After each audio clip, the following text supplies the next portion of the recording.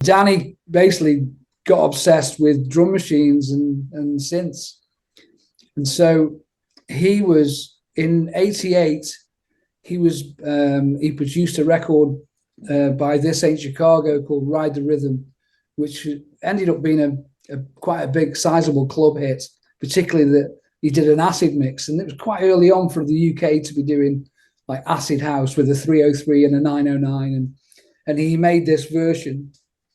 And I think it just scraped the chart. So Danny was like, come in the studio with me. And I was like, okay. So I would then start getting involved with music with this genius programmer by my side, who was also my little brother.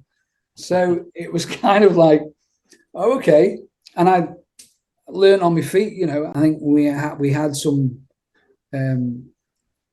decent early success, and that gave us a chance to like remix some amazing stuff, which back then was you'd get a multi-track, or later on you'd have all the parts on a DAT, but you'd have a multi-track at first, and it would get sent up to you, and you would plunder this multi-track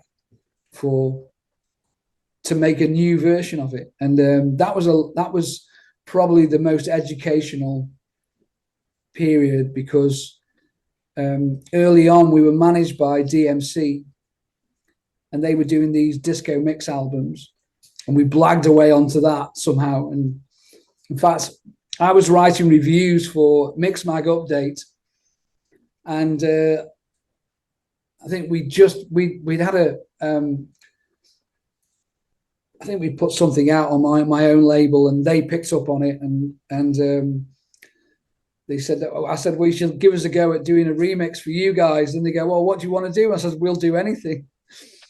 And it was literally like that, you know, you just find your way in. And then I think shortly after that, we got Marvin Gaye and Sly Stone.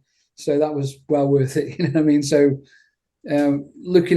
listening to a multi-track of Sly Stone's Family Affair, and hearing how that was made, how that was put together, was like properly going to school again, you know what I mean?